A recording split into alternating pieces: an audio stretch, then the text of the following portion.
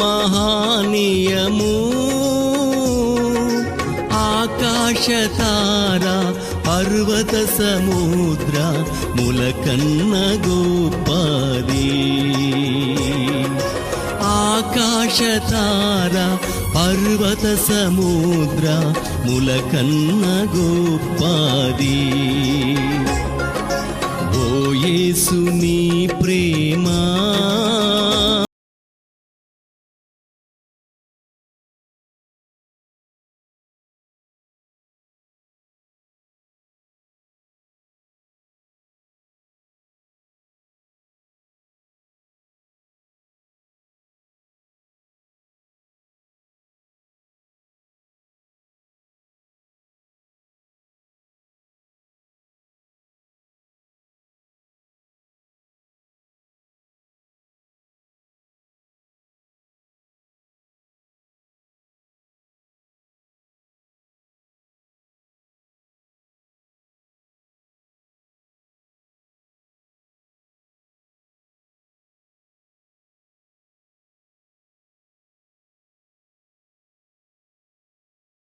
మా ప్రేమగల తండ్రి, కనికరింగల వందనాలు చెల్లిస్తున్నాం. మరి మోక్ష మార్గం టీవీ ప్రేక్షకులందరినీ మీరు జ్ఞాపం చేసుకోండి. తిరిగి నిజమైన దేవుని స్వరం మరి ప్రభా మీరే మాట్లాడండి. ఇచ్చిన మంచి సమయానికి వందనాలు. నా తలంపులు తీసి నీ తలంపులు ఇచ్చి వారికి ఏదో అవసరమో ఆ ఆత్మీయ ఆహారం వారికి అనుగ్రహించమని యేసు పరిశుద్ధ నామమున అడిగి వేడుకుంటున్నాను తండ్రి, ఆమేన్. మోక్ష మార్గం టీవీ ప్రేక్షకులకు నా హృదయపూర్వక వందనాలు. నిజమైన దేవుని స్వరం. మరి ఈ దినం అంశం ఏంటంటే అపోస్తుల కార్యం 3వ అధ్యాయం భిక్షగాడు గురించి ఇది అంశం. భిక్షగాడు. మరి ఇక్కడ మనం చూస్తున్నాము దేవాలయం దగ్గర మరి ఉండడం జరుగుతుంది. ఆయన ఇక్కడ భిక్షం ఎత్తుకున్నట్లుగా మనకు కనిపిస్తూ ఉంది. తనకున్న సమస్య ఏంటి అంటే దేవాలయం దగ్గరే ఉన్నాడు, కానీ తన డబ్బు మీద తనకి అడుక్కునే దాని మీద తన భిక్షగాడు ఏం చేస్తాడు, ఎప్పుడు అడుక్కుంటూనే ఉంటాడు. ఆయన ప్రాబ్లం ఏది, ఆయన సమస్య ఏది ఆయనకు అర్థం కావడంలే. ఆయనకేంటి, కాళ్ళు సరిగా పని చేయటం లేదు. ఇంకొకరు ఇక్కడ కొంతమంది మోసుకుని రావడం జరుగుతుంది. ఆయన మరి దాని గురించేమో తన ఫిజికల్ ఆరోగ్యం విషయంలో తనకు ఆలోచన లేదు. యెషయా గ్రంథంలో రాయబడి ఉంటున్నది, మరి ఎవడనో ఆలోచన చేయడు. 44లో యెషయా గ్రంథంలో ఎవడనో ఆలోచన చేయడు, వాడికి ఆలోచన చేయడానికి బుద్ధి సరిపోదు. కనుక ఎవడో ఆలోచించడు. అసలు మనిషికి ఏం సమస్య ఉందో దాని గురించి ఆలోచించాలి. మనిషికున్న సమస్య గురించి ఆలోచించాలి. ఆడికున్న ఆ భిక్షగానికున్న సమస్య, అసలైన పెద్ద సమస్య ఏంటి అంటే తనకి ఆరోగ్యం విషయంలో పెద్ద సమస్య. ఆడి కాళ్ళు కనుక బాగా ఉంటే మరి ఆయన ఏం చేయగలడు, చక్కగా నడవగలడు, తాను ఏదైనా పని చేసి కూడా బ్రతకగలడు.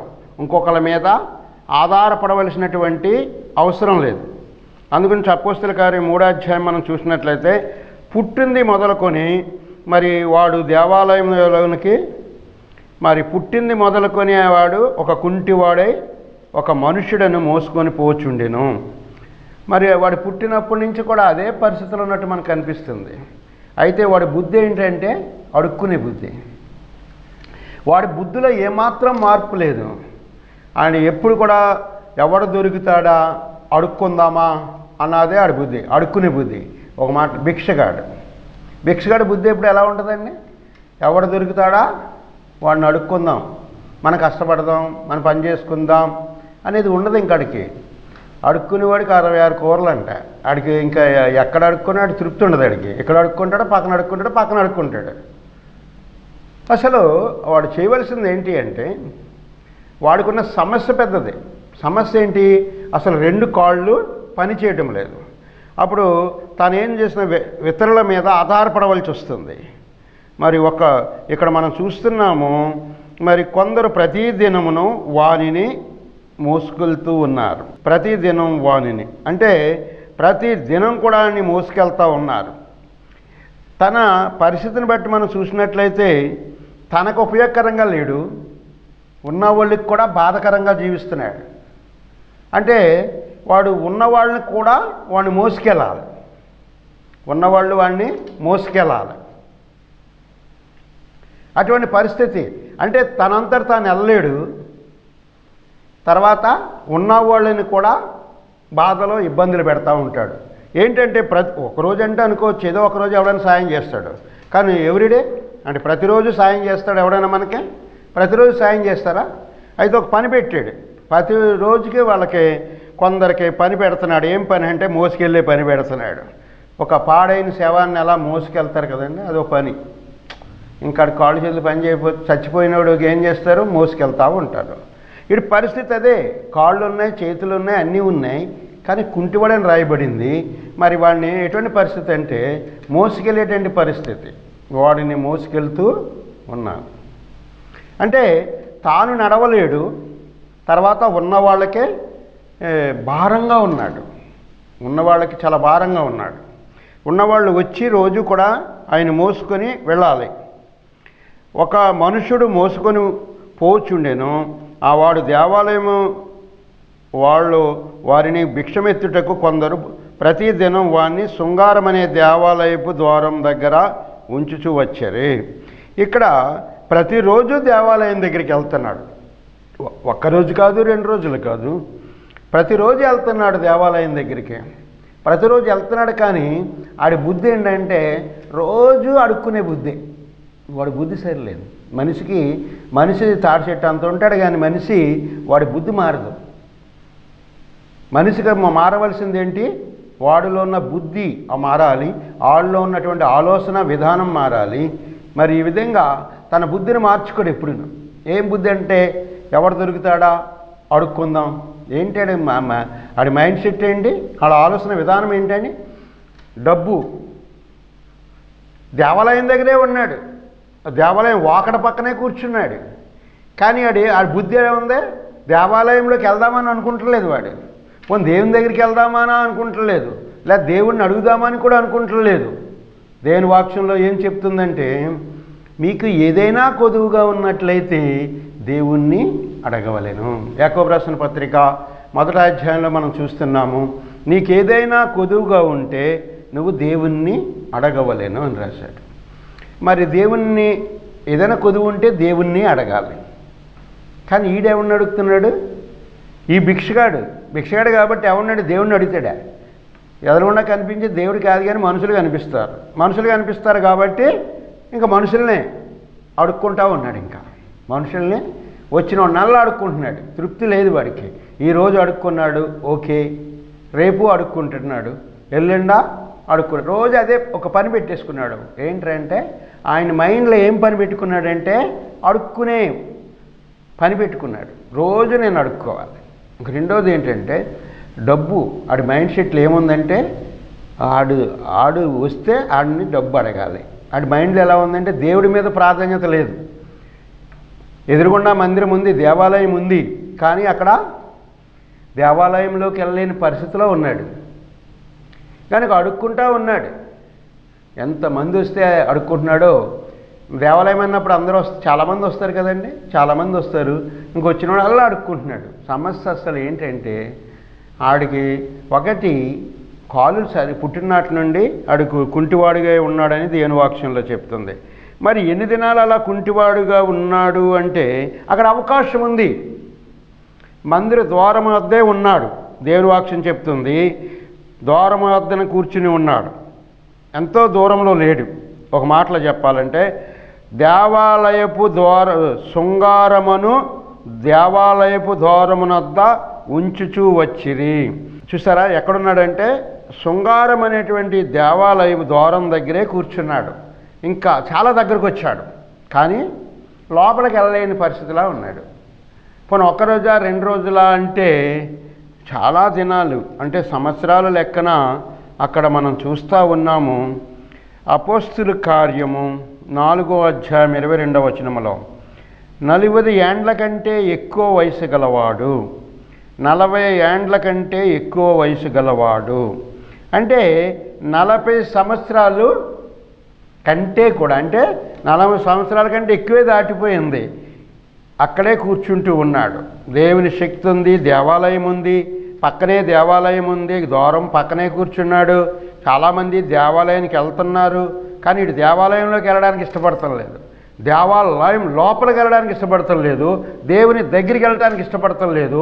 ఎవడ దొరుకుతాడా అని అడుక్కుందాం అని భిక్షాందేశమాత అన్నపూర్ణేశ్వరి అని అడుక్కోవడం ప్రారంభిస్తున్నాడు. అడుక్కునేవాడికి 66 కూరలు అంటారు. ఆడికి ఒక కూరతో సరిపోదు, అడిగి తృప్తి చెందడాడు. ఈయన అడుక్కుంటాడు, వీడి తర్వాత ఇంకోటిని అడుక్కుంటాడు, ఇంకోటి అయితే ఇంకోటి అడుక్కుంటాడు. అడుక్కునే బుద్ధి ఉంటుంది వాడికి. కనుక తన ఆలోచన విధానం చూసినట్లయితే తన ఆలోచన విధానంలో ఏముందంటే అడుక్కునేటువంటి ఆలోచన ఉంది వాడికి. ఆడు ఆలోచన విధానంలో ఆడు మార్పు చెందడం లేదు. మనిషి చెందవలసింది ఏంటంటే అటువంటి హృదయంలో వాడు ఆలోచించడం, ఎవరికే తెలివి ఉండదు. అందుగురించి దేవుని వాక్యంలో చెప్తా ఉంది.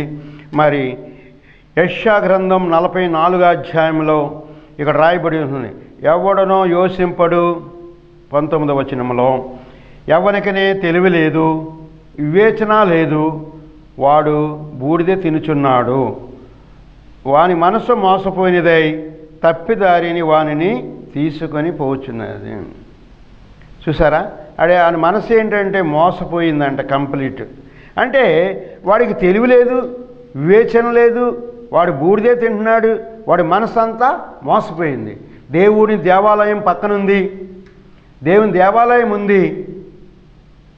అడికి కావాలంటే దేవాలయంలోకి ఎలాగో పాక్కుంటూ పొల్లాడుతూ లోపలికే, ఎంత లెక్క తీసుకొచ్చారు కాబట్టి నన్ను ఇంకా లోపలికే, ఆ దేవాలయం లోపలికి నన్ను తీసుకెళ్ళండి అని అడగొచ్చు, దేవాలయంలోకి తీసుకెళ్ళని అడగొచ్చు, కానీ అడగడం లేదు. వాళ్ళు ఉన్న సమస్యను వాడు గుర్తించలేని పరిస్థితిలో ఉన్నాడు. 2 కొరింథీ రాసిన పత్రికలో 4వ అధ్యాయం 4వ వచనంలో చెప్తుంది ఏంటంటే, ఈ యుగ సంబంధమైన దేవత మనోనేత్రమునకు గురుడితనం కలగజేసును. ఈ యుగ సంబంధమైన దేవతను చూసారా, ఇది మనుషులను ఏం చేస్తుంది? అది గురుడితనం కలగజేస్తుంది. ఇది అందుగురించి యెషయా గ్రంథం 44లో మనం చూస్తున్నాం.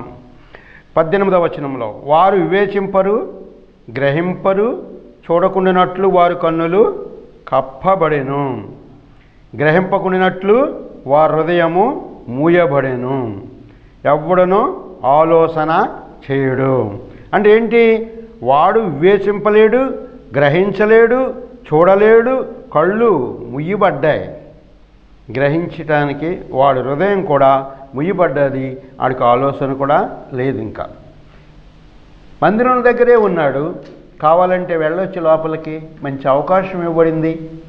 ప్రియమైన వారులారా, ఈ దినములో ఎంతోమంది ఒకరోజు కాదు 2 రోజులు కాదు ప్రజలను అడుక్కునేటువంటి వారుగా తయారైపోయినారు. ఈ దినముల్లో ప్రజలను అడుక్కునేటువంటి వారుగా దేవుని సేవ చేస్తున్నామని చెప్తూ కూడా కొంతమంది ఏంటది నెల వచ్చినప్పటికీ చాలామంది ఏం చేస్తూ ఉన్నారు, ఆ ఉద్యోగస్తులు ఇల్లు తిరుగుతూ ఉంటారు. నువ్వు సేవకుడు, ముందు ఎవరు మారాలి? సేవకుడు మారాలి. నువ్వు మారితే నీ సంఘం మారుతుంది, నువ్వు మారకపోతే నీ సంఘం మారదు. ముందు నా సేవకుడే మారడు. చాలామంది ఉద్యోగస్తులు నాతో చెప్తూ ఉంటారు, ఇవాళ పలానా పాస్టర్గా ఈ పాస్టర్ వచ్చాడు, పలానా పాస్టర్ వచ్చాడు మా ఇంటికి, పలానా పాస్టర్ వచ్చాడు అని వాళ్ళ పేర్లు చెప్తారు. అంటే నెల అయ్యేటప్పటికి ఒక వారంలో 1 రోజు 10 రోజుల వరకు ఏం చేస్తారు పాస్టర్లో? మరి అనేకల గృహాల దగ్గరికి వెళుతూ మరి వాళ్ళ చర్చికి వెళ్ళకపోయినా సరే అక్కడికి వెళ్ళిపోవడం. ఎందుకు వాళ్ళ ఆలోచన విధానం ఏంటంటే వాళ్ళ ఇంటికి వెళ్తూ ఏదో 200, 500 లేదా 100 అయినా ఇస్తారో అనుకుంటాడు. ఎందుకు నువ్వు భిక్షగాడువా?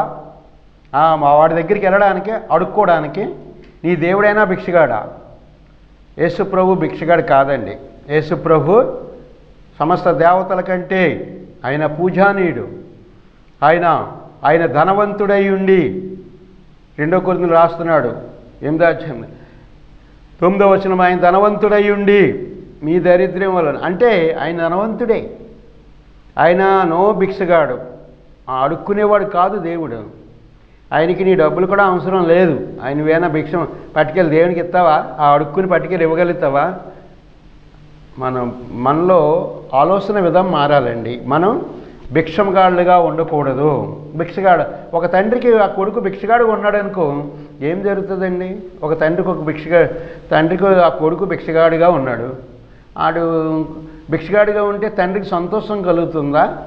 నీకు ఏదైనా అవసరం ఉంటే నాతో మాట్లాడు, అవసరం ఉంటే నాతో మాట్లాడు అని చెప్తాడు. ఆ తండ్రిని అడగకుండా వేరే వాడిని వెళ్ళి అడుక్కున్నాడు అనుకోండి, తండ్రికి ఎంత కోపం వస్తుంది? చాలా కోపం వస్తుంది. అలాగే దేవునికి కూడా ఆయన నిన్ను సృష్టించాడు, యేసుప్రభు నిన్ను విమోచించాడు, మరి నువ్వు వెళ్ళి ఇంకొకరిని అడుక్కుంటే యేసుప్రభుకి ఏమొస్తుందండి? అవమానము, నిందలు, మరి ఆయనకి ఎంతో నీ మీద కోపం వస్తుంది. ఎంచేతంటే నా పేరు చెప్పుకున్నా, మరి నువ్వు అడుక్కునే బలమైతే ప్రభు పేరు చెప్పుకో, యేసు ప్రభు పేరు చెప్పుకో. నువ్వు అడుక్కునేదంటే మామూలుగా అడుక్కో. మళ్ళీ నేను క్రిస్టియన్స్నండి, నేను పాస్టర్నండి ఇది చెప్పబోక. ఎందుకని అసలు పాస్టర్ అని పరువు తీసేస్తాం? ఆ సేవకుడైన ఎందుకు మళ్ళా బిరుదులు పెట్టుకుంటాం? నువ్వు ఆ పేరు పెట్టుకోవద్దు. నువ్వు ఒకవేళ పెట్టుకున్నట్లయితే అడుక్కోవద్దు. బైబిల్లో రాయబడింది, నీకేదో యాకోబు రాసిన పత్రిక 1వ అధ్యాయం 5వ వచనంలో, మీకేదైనా కొదువుగా ఉన్న ఎడల దేవుణ్ణి అడగవలేను, ఆయన ఎవరిని గద్దింపక అందరికీ ధారాళంగా దయచేవాడు. ఎవరిని గద్దించడు, ధారాళంగా దయచేసే తండ్రిని, దేవుణ్ణి విడిచిపెట్టి, పరలోక తండ్రిని విడిచిపెట్టి రోడ్డు అంట అడుక్కునేవాడి దగ్గరికి వెళ్తే అంత అవమానకరమైన జీవితం అది. అది నువ్వు జీవించినా ఒకటే, నువ్వు చచ్చినా ఒకటే. బ్రతికుంది చచ్చినట్టు. తండ్రికి మహిమ రాకపోతే, తండ్రి నామానికి అవమానం కలిగిస్తే ఈ తండ్రి ఎలా తలెత్తుకోగలుగుతాడు? అలాగే మన జీవితంలో చాలామంది యేసుప్రభు పేరు పెట్టుకున్నాం, పాస్టర్లని మనం పేర్లు పెట్టుకున్నాం, మరి చాలా విశ్వాసులని పేరు పెట్టుకున్నాం. ఏంటంటే నేను విశ్వాసుని అంటాం, కానీ మనం పిశాసులాగా ప్రజలను పీడిస్తూ ఉంటాం. మనం విశ్వాసులమే కానీ విశ్వాసులంగా పేరు పెట్టుకుంటాం, కానీ మనం పిశాసులం అన్నమాట. ప్రజల వాళ్ళని పీక్కు తింటాం. ప్రియమైన వాళ్ళారా, మనం పిశాసులుగా ఉండకూడదు, మనం విశ్వాసులంగా ఉండాలి.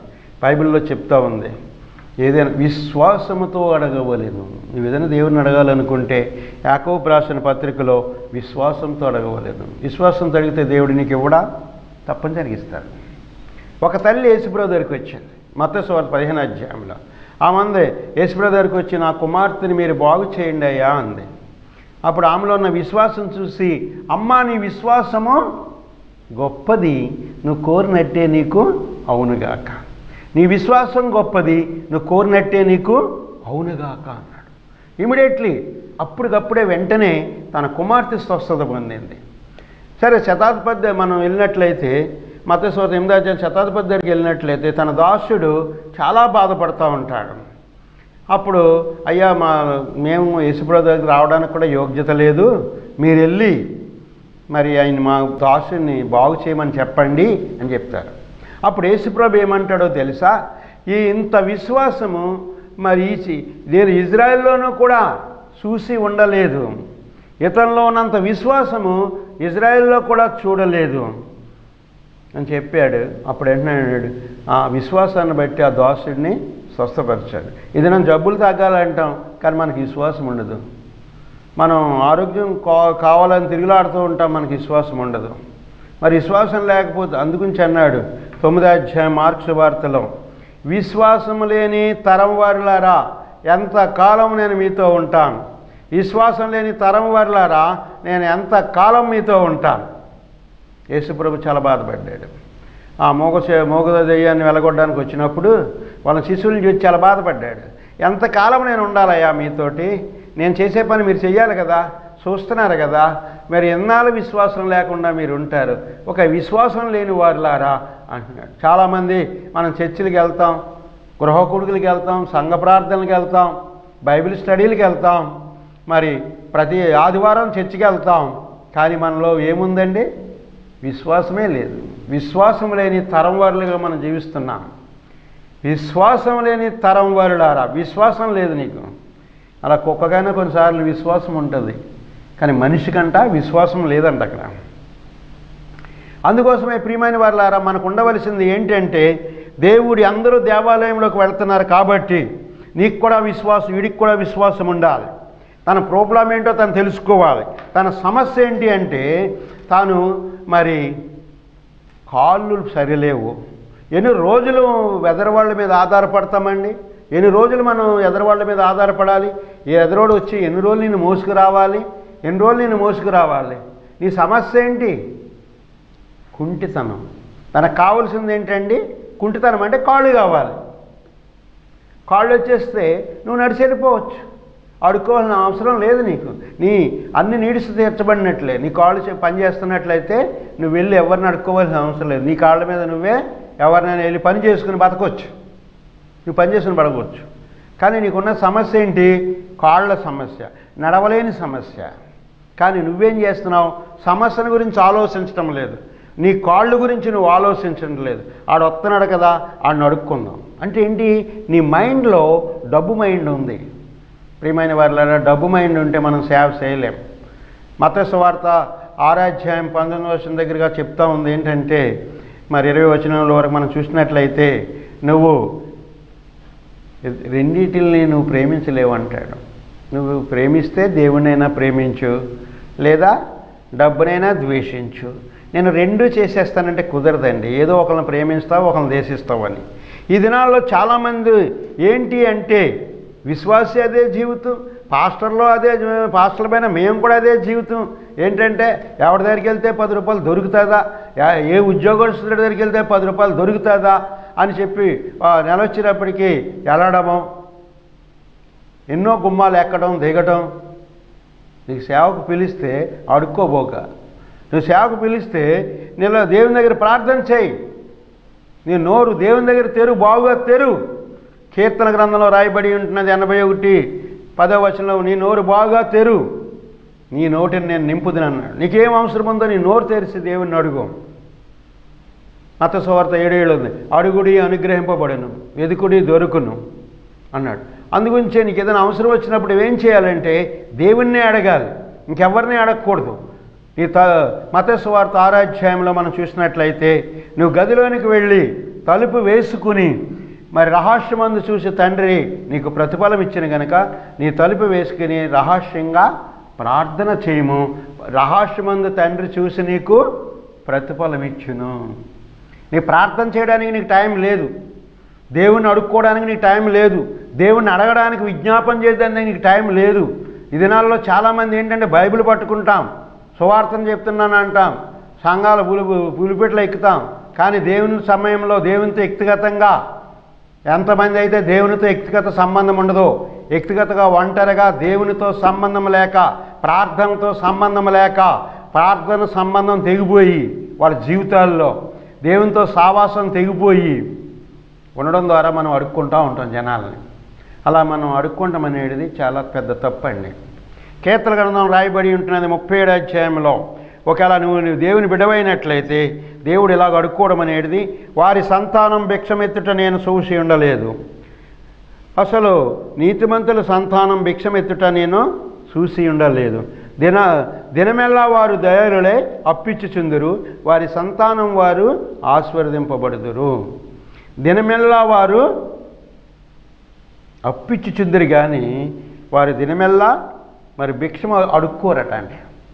వారు సంతానపు వారు భిక్షమెత్తుట కానీ నేను చూసి ఉండలేదు. దినమెల్లా వారు దయాళులై అప్పిచ్చుచుందురు. కీర్తనలో 37:25 వచనంలో అంటే ఆయన లైఫ్లో దావీదు మనం చూసినట్లయితే చిన్ననాటి నుంచి ముసలారకం వరకు చూస్తే నీతిమంతుని సంతానం ఎప్పుడు భిక్షమెత్తుట నేను చూసి ఉండలేదు. ప్రియమైన వాళ్ళారా, మనం భిక్షమెత్తుట మంచిది కాదు, అడుక్కోవడము అంతకన్నా మంచిది కాదు. నీకేదైనా కొదువుగా ఉన్నట్లయితే యాకోబు రాసిన పత్రికలో చెప్పినట్లుగా 1వ అధ్యాయంలో మరి 5-6 వచనాల ప్రకారంగా నీకేదైనా కొదువుగా ఉంటాయి కొదువులు, కానీ దేవుణ్ణి అడగవలేను. కీర్తనలు 34:9-10 వచనాల్లో యెహోవాయందు భయభక్తుల వారికి ఏ మేలు కొదువై ఉండదు. యేసుప్రభు వచ్చిన ఉద్దేశం సంపూర్ణంగా నెరవేర్చాడు. ఏంటి ఆయన వచ్చిన ఉద్దేశం? యేసుప్రభు పరలోకాన్ని విడిచిపెట్టాడు, భూలోకానికి వచ్చాడు. మన పాపాల నిమిత్తమై ఆయన కలవరి శిలువలో ప్రాణం పెట్టి రక్తం కార్చాడు, సమాధి చేయబడ్డాడు, తిరిగి లేచాడు. ఇది మంచి వార్త. ఈ వార్తను మీరు తీసుకున్నట్లయితే అడుక్కోవలసిన అవసరం లేదు, నువ్వు ప్రార్థన చేసుకోవచ్చు. మీకు ఇవ్వబడింది ఇది మంచి తరుణం, మంచి సమయం ఇవ్వబడింది, నీకు మంచి వార్త నీకు చెప్పబడింది. ఈ దినమైనా నీ బుద్ధిని మార్చుకో, నీ మనసును మార్చుకో, మనసుని అడుక్కోవడం మారు, దేవుని అడగడం నేర్చుకో, ప్రార్థన నేర్చుకో, దేవునితో సమయం గడపడం నేర్చుకో, మరి దేవుని విజ్ఞాపన చేయడం నేర్చుకో. నీకు ఏదైనా కొదువుగా ఉన్నట్లయితే ఫిలిప్పీ 6వ వచనం ప్రకారంగా దేని గురించి చింతించకుండా ప్రార్థన విజ్ఞాపన ద్వారా దేవునికి నీ విన్నపములో తెలియపరచు. ఫిలిప్పీ 4:19 ప్రకారంగా దేవుడు నీ యేసుక్రీస్తులో ప్రతి అవసరం తీరుస్తాడు. దేవుడు మిమ్మల్ని దీవించిన గాక. మీరందరూ యేసు ప్రభువుని సొంత రక్షణగా అంగీకరించండి. మరి ఇంకెక్కువ విషయాలు తెలియాలంటే దాని స్క్రీన్ మీద నెంబర్ వస్తుంది, దాన్ని మీరు కాంటాక్ట్ చేయొచ్చు. మీ కొరకు నేను ప్రార్థన చేస్తాను. మా ప్రేమగల తండ్రి, వందనాలు. ఇచ్చిన మంచి సమయానికి కృతజ్ఞతలు చెల్లిస్తున్నాం. వీరందరినీ వాక్యం విని వారిని దీవించండి. నీ వాక్యం మంచి నేలను పడిన ఇత్తనాల్లాగా పనిచేసి మరి వారి ప్రతి అవసరం తీర్చమని యేసు ప్రభు నామం నడుచున్నాం తండ్రి. ఆమేన్. దేవుడు మిమ్మల్ని దీవించునుగాక. ఆమేన్.